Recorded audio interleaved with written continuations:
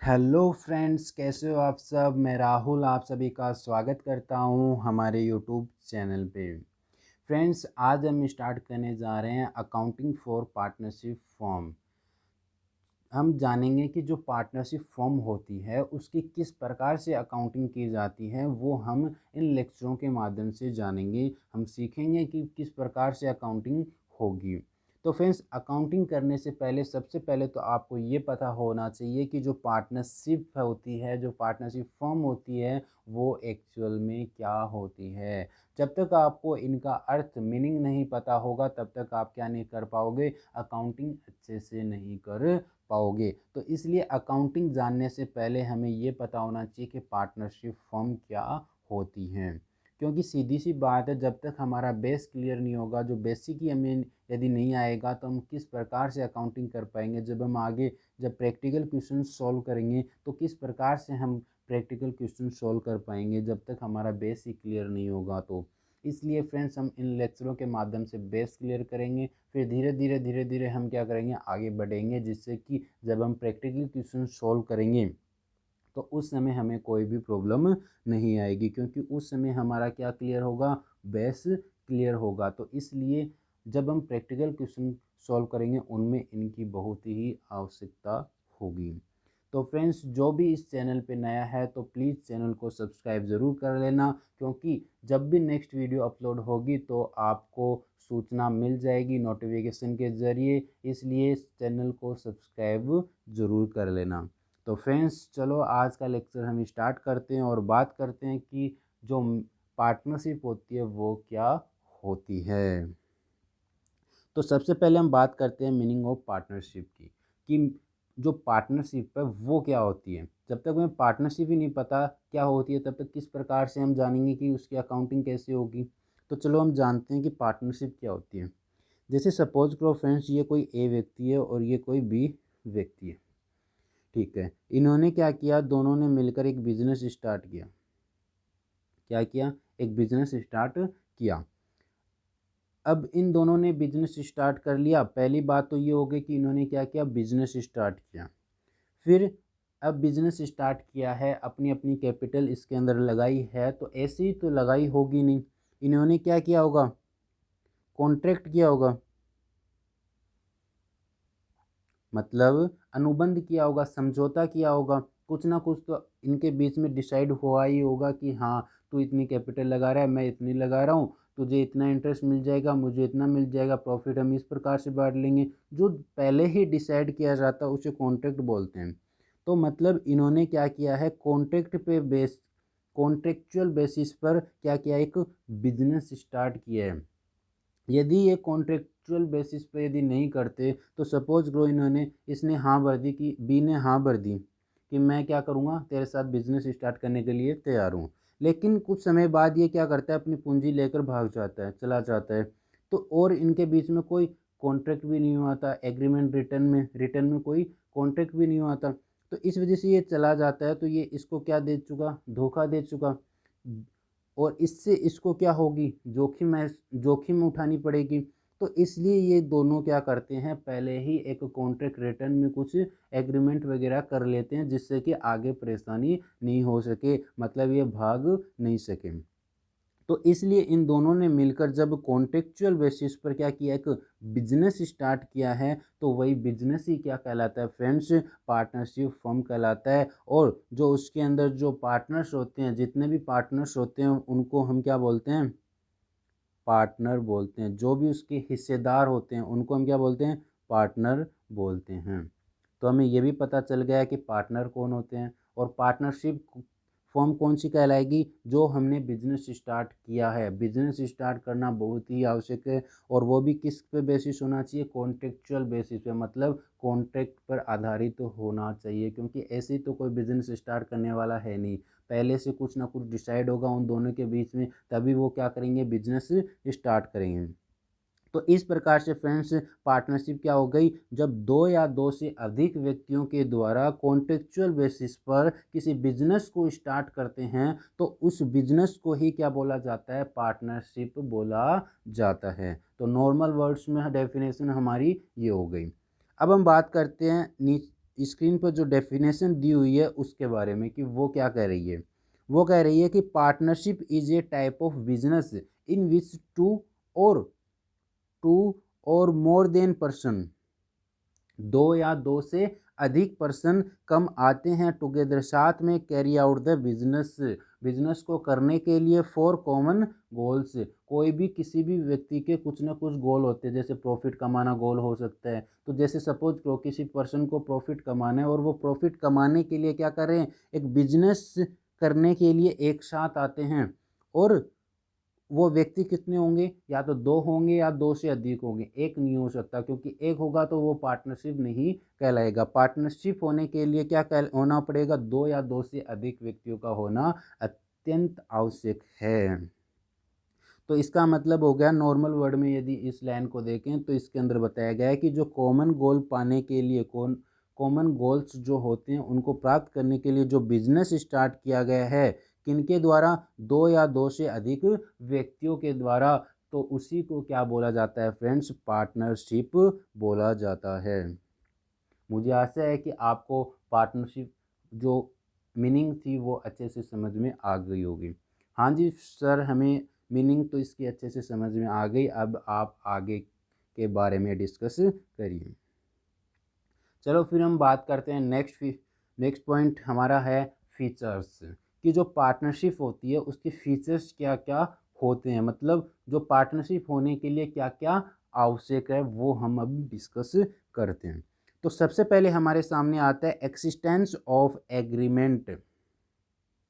सबसे पहले तो जब भी हम पार्टनरशिप करते हैं तो उसके अंदर एग्रीमेंट होना बहुत ही आवश्यक है। एग्रीमेंट होना बहुत ही आवश्यक है, और जो एग्रीमेंट किया जाता है उसको पार्टनरशिप के अंदर क्या बोला जाता है, पार्टनरशिप डीड। पार्टनरशिप में उसको क्या बोला जाता है, पार्टनरशिप डीड बोला जाता है। तो अब बात आती है पार्टनरशिप डीड की। पार्टनरशिप डीड क्या होती है फ्रेंड्स, पार्टनरशिप डीड एक प्रकार से जो दो या दो से अधिक जो पर्सन होते हैं उनके बीच में क्या किया जाता है, पहले से ही कुछ डिसाइड कर लिया जाता है कि प्रॉफिट शेयरिंग रेशियो क्या होगा, कैपिटल पे कितना इंटरेस्ट दिया जाएगा, ड्राइंग पे कितना लिया जाएगा, वो सभी बातें जो है वो पहले ही क्या कर ली जाती है, एक पार्टनरशिप डीड में कर ली जाती है। अब बात आती है पार्टनरशिप डीड की। पार्टनरशिप डीड यहाँ पर अब आप कहोगे सर ये ओरल किया जाता है कि रिटर्न में किया जाता है, तो फ्रेंड्स ये ओरल में भी किया जा सकता है और रिटर्न में भी किया जा सकता है। मतलब हम मौखिक में भी कर सकते हैं और लिखित में भी कर सकते हैं। अब आप कहोगे सर यदि मौखिक करोगे तो उसके हमारे पास क्या सबूत होगा, सबूत कुछ नहीं होता, लेकिन एक प्रकार से यदि देखा जाए तो करना किस में चाहिए, ओनली रिटन में ही करना चाहिए, लेकिन मौखिक भी हो सकता है, लिखित भी हो सकता है। क्योंकि जब दो फ्रेंड होते हैं, सपोज करो दो फ्रेंड है, वो लिखित में नहीं करना चाहते, ऐसे ही बोलकर कर लिया कि हाँ ठीक है तुझे इतना इंटरेस्ट मिल जाएगा, मुझे इतना मिल जाएगा, मैंने इतनी कैपिटल इन्वेस्ट कर दी, तूने इतनी की है, तो इस हिसाब से वो ओरल में ही क्या कर लेते हैं, सभी एग्रीमेंट्स कर लेते हैं। मतलब सभी चीज़ें जो डिसाइड करनी थी उनको वो पहले ही बोलकर कर लेते हैं, ठीक है। उनको रिटर्न में करने की आवश्यकता नहीं थी तो उन्होंने नहीं किया। तो इस प्रकार से पार्टनरशिप डीड है वो ओरल में भी बनाई जा सकती है और रिटर्न में भी बनाई जा सकती है। और जो एग्रीमेंट है वो आपको पता ही है कि एग्रीमेंट होना ज़रूरी है, और वो भी एग्रीमेंट किन के बीच में होगा, दो या दो से अधिक व्यक्तियों के बीच में एग्रीमेंट होना अत्यंत आवश्यक है। तो यही इसके अंदर पहला फीचर है एग्रीमेंट का, कि एग्रीमेंट होना बहुत ही आवश्यक है। फिर हम बात करते हैं सेकंड फीचर की। सेकंड फीचर कहता है हमारा लीगल बिजनेस। आपको ये तो पता है कि बिजनेस का होना ज़रूरी है, आपको ये तो पता है कि बिजनेस का होना ज़रूरी है, लेकिन बिजनेस भी कैसा होना चाहिए, लीगल होना चाहिए। मतलब यदि इलीगल बिजनेस है तो उसको हम क्या नहीं बोल सकते, पार्टनरशिप फॉर्म नहीं बोल सकते। पार्टनरशिप फॉर्म बोलने के लिए हमें क्या करना पड़ेगा, बिजनेस कौन सा स्थापित करना पड़ेगा, लीगल। इलीगल जो अवैधानिक जो बिजनेस है, व्यवसाय है, वो नहीं चलेगा। तो बिजनेस कैसा होना चाहिए, लीगल होना चाहिए, जिसको हम कानून के द्वारा परिवर्तनीय करवा सकें। मतलब यदि उसके अंदर कोई भी पार्टनर यदि धोखा वगैरह कुछ देता है तो उसको हम क्या कर सकें, कोर्ट में जाकर उसकी सुनवाई करवा सकें, तो वो होते हैं लीगल बिजनेस। ठीक है, तो लीगल बिजनेस होना अत्यंत आवश्यक है। समझ गए। अब हम बात करते हैं थर्ड पॉइंट की। थर्ड पॉइंट क्या कहता है हमारा, शेयरिंग ऑफ प्रॉफिट। अब बात आती है, सीधी सी बात है, हम बिजनेस स्टार्ट कर रहे हैं तो प्रॉफिट को तो शेयर करना ही करना पड़ेगा। अब बात आती है किस रेशियो में करें, तो रेशियो फ्रेंड्स पहले से ही भी डिसाइड हो सकता है। जो हमने पार्टनरशिप डीड बनाई थी हम उसके अंदर भी डिसाइड कर सकते हैं पहले, और बाद में भी इसको जो पार्टनरशिप डीड में नहीं दिया गया तो उसके अलावा क्या रूल्स होते हैं वो हम आगे पढ़ेंगे। जब पार्टनरशिप डीड नहीं बनाई जाती तो उस केस में कौन कौन से रूल्स फॉलो करने पड़ेंगे वो हम आगे पढ़ेंगे। अभी के लिए केवल इतना पढ़ लो कि जब हम बिजनेस स्टार्ट करते हैं पार्टनरशिप फॉर्म में, तो जो प्रॉफिट होता है उसको शेयर किया जाता है किनके बीच में, पार्टनर्स के बीच में। पार्टनर्स के बीच में क्या किया जाएगा, जो भी प्रॉफिट होगा वो शेयर किया जाएगा। ये हो गया हमारा थर्ड पॉइंट। अब हम बात करते हैं फोर्थ पॉइंट की। फोर्थ पॉइंट है हमारा एजेंसी रिलेशनशिप। जब आप पार्टनरशिप स्टार्ट करते हो, जब आप पार्टनरशिप स्टार्ट करते हो तो उसके केस में दो वर्ड आते हैं, एक तो प्रिंसिपल, एक तो आता है प्रिंसिपल और एक आता है एजेंट। अब बात आती है कि प्रिंसिपल क्या होता है और एजेंट क्या होता है। तो फ्रेंड जब पार्टनरशिप होती है तो उसके अंदर जो पार्टनर होता है वो प्रिंसिपल भी होता है और एजेंट भी होता है। अब आप कहोगे सर दोनों एक साथ कैसे, प्रिंसिपल को कब होगा, कौन से केस में होगा, और एजेंट कौन से केस में होगा। अब वो देखते हैं। जैसे सपोज करो फ्रेंड्स ये ए बी और सी तीन पर्सन है, ठीक है, ठीक है, तीन पर्सन है। अब ये सी है, इसने क्या कर दिया, कुछ अमाउंट जितनी इसका हिस्सा था उसने इसको अपनी जो अमाउंट देनी थी इसको उसने इन्वेस्ट कर दी बिजनेस के अंदर। बिजनेस के अंदर इसने क्या कर दी, इन्वेस्ट कर दी इन तीनों ने, ठीक है। लेकिन सी जो पर्सन है वो क्या एक बिजी इंसान है, मतलब कोई अदर वर्क भी वो कर रहे हैं साथ में। तो ये थोड़ा सा क्या है, बिजी है, और ये इनको ए और बी को कहता है कि भाई भाई मैं क्या नहीं कर पाऊंगा, बिजनेस को संभाल नहीं पाऊंगा, तो मेरी तरफ से आप ही इसको क्या कर लेना, संभाल लेना बिजनेस को, मेरा जितना भी हिस्सा होगा मैं आपको दे दूंगा, आप क्या कर लेना, इस बिजनेस को स्टार्ट कर लेना, संभाल लेना। तो ये जो ए और बी इसके बेस पे, इसके बिहाफ पे, सी के बिहाफ पे क्या कर रहे हैं, बिजनेस को संभाले, मतलब बिजनेस के अंदर वर्क कर रहे हैं उसको संभाल रहे हैं। तो संभालना ही एक प्रकार से क्या हो गया, ये दोनों क्या कहलाएंगे, और ए और बी इसके बिहाफ पे एजेंट कहलाएंगे। तो फ्रेंड्स इसी प्रकार से जब किसी पर्सन के बिहाफ पे क्या किया जाता है, कोई वर्क किया जाता है, तो उसे क्या बोला जाता है, एजेंट बोला जाता है। और प्रिंसिपल जो प्रिंसिपल तो ये सभी के सभी होंगे, क्यों, क्योंकि तीनों के तीनों क्या है, ओनर है, मालिक है तीनों के तीनों, तो इसलिए तीनों के तीनों तो क्या कहलाएंगे, ओनर तो होंगे ही होंगे, प्रिंसिपल तो होंगे ही होंगे। लेकिन एजेंट कौन कहलाएगा, जो किसी अदर पर्सन के, जो पार्टनर के बिहाफ पे यदि कोई कार्य कर रहा है ना, तो वो क्या कहलाएगा, एजेंट कहलाएगा। मुझे आशा है कि आपको समझ में आ गया होगा कि एजेंसी रिलेशनशिप क्या होता है। एजेंसी रिलेशनशिप पार्टनर्स के बीच में ही होता है। अब आप कहोगे कि सर क्या ये फ्री में ही ऐसा करेंगे इसके बिहाफ पे, ये तो कह देंगे हम क्यों मेहनत करें, हम तो ज़्यादा प्रॉफिट लेंगे, वो ऐसा कहने लग जाएंगे। हाँ जी फ्रेंड्स, सी क्या करेगा फिर, इस ये ए और बी क्या करेंगे फिर, सी से डिमांड करेंगे कि भाई मुझे क्या चाहिए, कुछ पारिश्रमिक चाहिए, कुछ बोनस वगैरह चाहिए, मैं ऐसे फ्री में क्या नहीं करूँगा, इसको बिजनेस को नहीं संभालूंगा, संभालना है तो बराबर संभालो, यदि नहीं संभालना तुम्हारी तरफ से मैं संभाल लूँगा, लेकिन मुझे कुछ प्रॉफिट होना चाहिए एक्स्ट्रा। तो सी बोलता है ठीक है, तू जितना वो कमीशन वगैरह देता है वो कमीशन इसको दे दिया जाता है, तो बदले में वो तो अलग बात होगी कमीशन की, तो लेकिन हमें तो केवल इतना समझना था कि एजेंसी रिलेशनशिप होता क्या है। समझ गए, हाँ जी सर हम समझ गए, चलो आगे बात करते हैं। फिर हम बात करते हैं मेंबरशिप की। मेंबरशिप, मेंबरशिप के अंदर सबसे पहले तो हम बात करते हैं मैक्सिमम जो मेंबर्स है वो कितने हो सकते हैं। तो फ्रेंड्स सबसे पहले बात करते हैं कंपनी, कंपनी एक्ट 1956 की।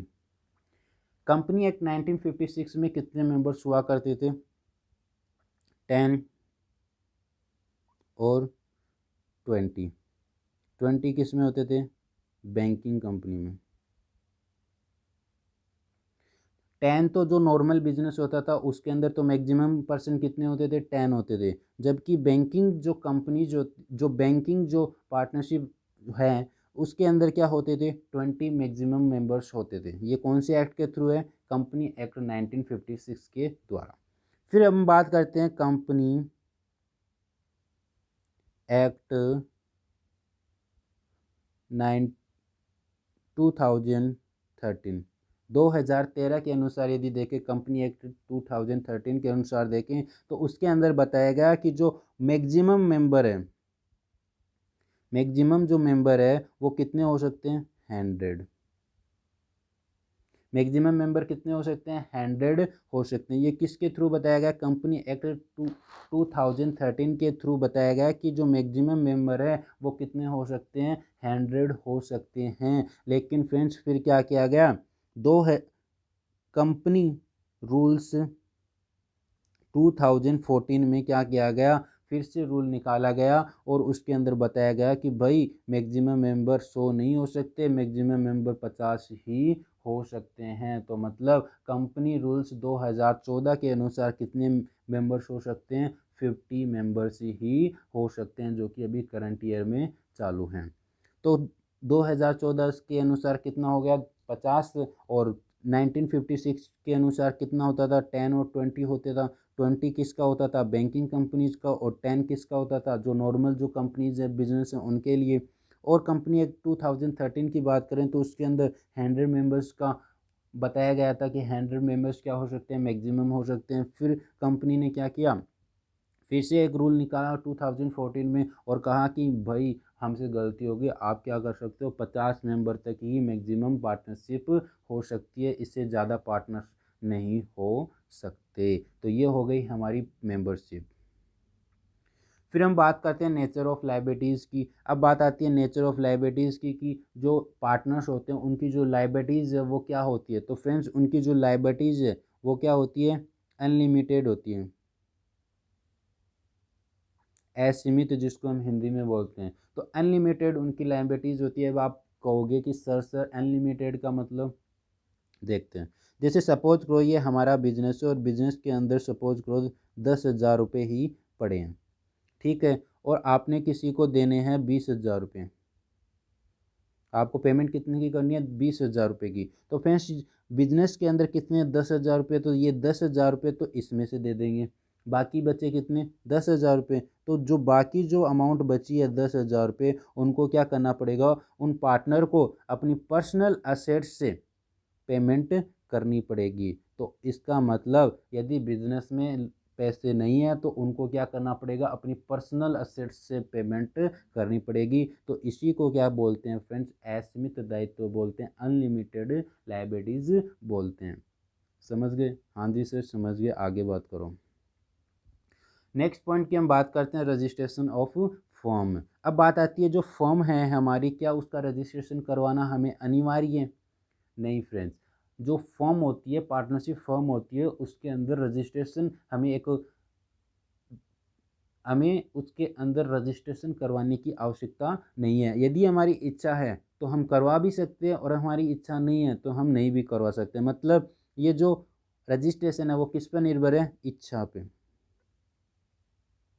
किस पर निर्भर है, इच्छा पे, कि हमारी इच्छा है तो हम करवा सकते हैं, हमारी इच्छा नहीं है तो हम नहीं करवाएंगे। तो ये जो रजिस्ट्रेशन है वो किस पर निर्भर है, इच्छा पे। मतलब हमारी इच्छा पे निर्भर है, ऐच्छिक जिसको हम बोलते हैं, ऐच्छिक है। मतलब हम करवाना चाहे तो करवा सकते हैं, नहीं करवाना चाहे तो नहीं करवा सकते हैं। नेक्स्ट पॉइंट की हम बात करते हैं नॉन ट्रांसफरेबिलिटी ऑफ इंटरेस्ट। अब बात आती है इस पॉइंट की, इसको समझते हैं कि इसमें क्या होता है। इसको एग्जाम्पल के थ्रू समझते हैं। सपोज करो ए पर्सन, बी और तीन, ए बी और सी ये क्या है, तीन पार्टनर्स हैं, ठीक है, हाँ जी सर ठीक है। अब सी जो पर्सन है वो अपना जो हिस्सा है वो क्या करना चाहता है, किसी डी पर्सन को बेचना चाहता है। मतलब पार्टनर तो कौन है, ये तीनों, इन्होंने क्या किया, एक पार्टनरशिप फॉर्म बना ली तीनों मिलकर। अब ये जो सी है वो क्या करना चाहता है, अपना हिस्सा डी को बेचना चाहता है। अब फ्रेंड्स मुझे ये बताओ, क्या ये सी पर्सन जो है वो क्या डी को अपना हिस्सा बेच सकते हैं बिना इनकी स्वीकृति लिए। अब आप कहोगे सर नहीं कर सकता, क्यों? क्योंकि इन्होंने जो पार्टनरशिप की है वो इस पर विश्वास कर कर की है, न कि इस पर, क्योंकि ये तो इसको जानते ही नहीं है, और जानते नहीं है तो वो कैसा पर्सन है इनको क्या पता, और इनको ये नहीं पता कि वो कैसा पर्सन है। तो जब तक इनको इस पर विश्वास ही नहीं है तो ये कैसे उसको पार्टनर बना लेंगे अपना? सही है कि नहीं? हाँ जी सर, सही है।